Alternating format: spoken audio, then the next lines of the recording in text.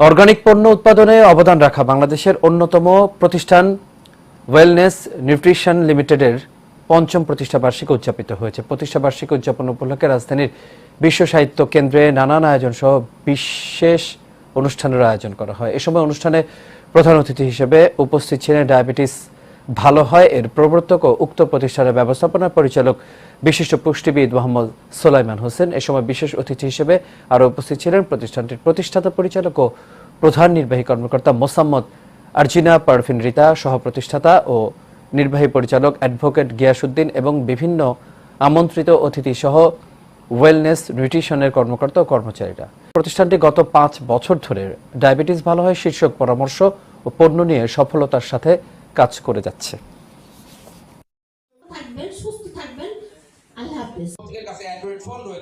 আপনারা জেনে নিতে পারবেন।